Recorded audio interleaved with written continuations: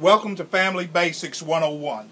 I'm Dr. Bruce McClure, and as we begin our 5-part series on addiction, we're going to focus specifically on some of the critical areas that many families, many individuals deal with regarding addictions.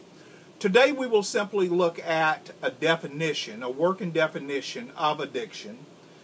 Then we will talk about the various types of addictions, followed by the treatment of addictions, and then the addictions and their impact upon specific family members, and then how to minimize, once a treatment program is put in place, how do you then minimize the relapse of an individual back into the addictive behaviors.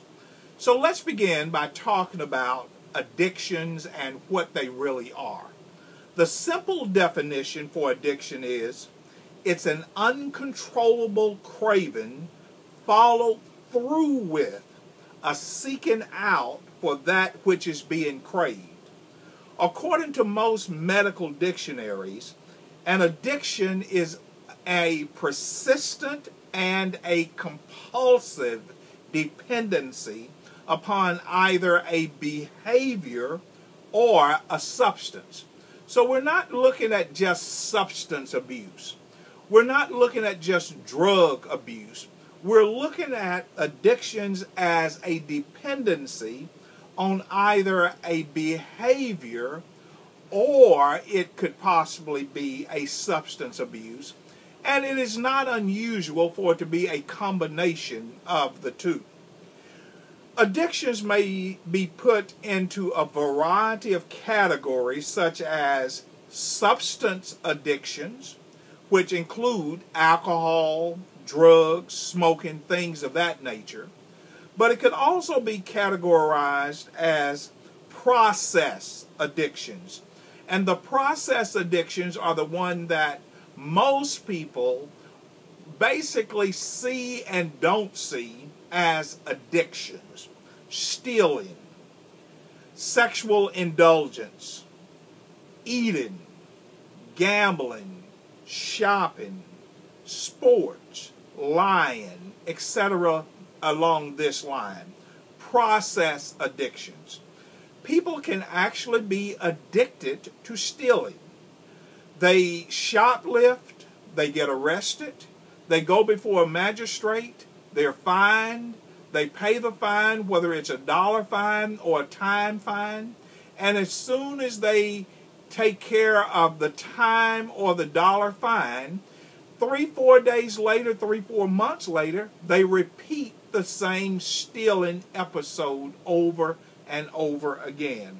Sexual addicts, addicted to pornography, addicted to physical sex, and no matter how much satisfaction is received from a spouse, there is never enough gratification.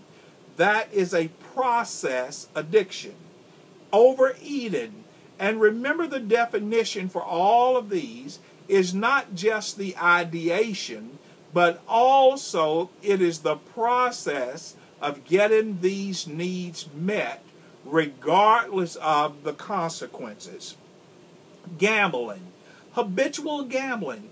You'll take rent money, car payment money, house payment money, financial aid money, food money, and gamble it off. That is an addiction. Shopping. There are people that we call shopaholics. It's not a person who just loves a sale. It's not a person who just enjoys going to the mall every week. But it's a person who will just shop and shop and shop and shop. And the only gratification or the sense of temporary fulfillment is through the shopping. Sports. There are individuals that are actually addicted to sports. We're not talking about the people who play the game. We're talking about people who are addicted to watching sports.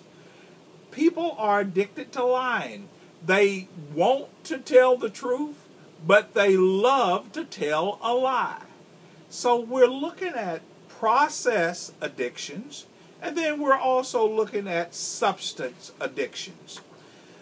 There are some primary attributes of all addictions. There's a loss of willpower to break out of whatever the addictive behavior is. There are the negative consequences which follows the addictions. And individuals will know that the consequences are negative, but because the need for fulfilling the addiction takes precedence over the negative consequences, the individual will feel the need and move the negative consequences into another place. There's a life quality that is out of control. So the life quality that is the normal life quality of peace, quiet, and tranquility has now moved into a life quality that is out of control, and that is an attribute of an addiction. Another attribute of addiction is a noticeable escalation of the addictive action. Whatever it is, it begins to escalate, and it gets worse and worse and worse as time progresses. Another attribute of an addictive behavior is whenever there's a severe withdrawal symptom or symptoms, when there are attempts made to quit the addiction. So the pain of leaving the addiction alone, whether it's a physical pain or a mental pain, outweighs the extinguishing of that particular addictive behavior. In the book of Ephesians, chapter 2 and verse number 12, the Bible speaks of addictions. That at that time you were without Christ, being aliens from the commonwealth of Israel, strangers from the covenant of promise, having no hope, without God in the world. The text is very clear of what addictions are. It uses a spiritual story, but it can apply not only to the spiritual addiction or the lack thereof, but it can also apply to life addictions. Paul will write to a church at Ephesus, and he tells them that you are strangers from the promise of the covenant, and you are addicted to being a stranger.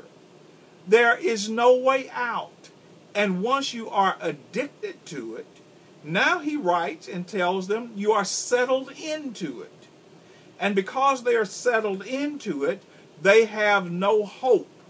So whatever they are settled into begins to escalate. Whatever those behaviors are, ungodly or godly, they are escalating, and now they have resigned. They are without God in the world, and they are not actually without God. God is not far from any of them.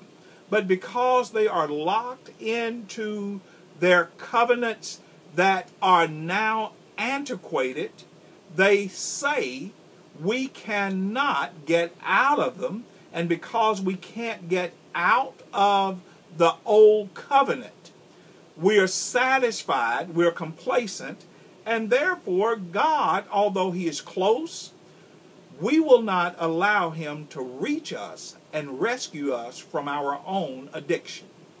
I'll see you back in class again tomorrow. Don't be late, and don't skip class.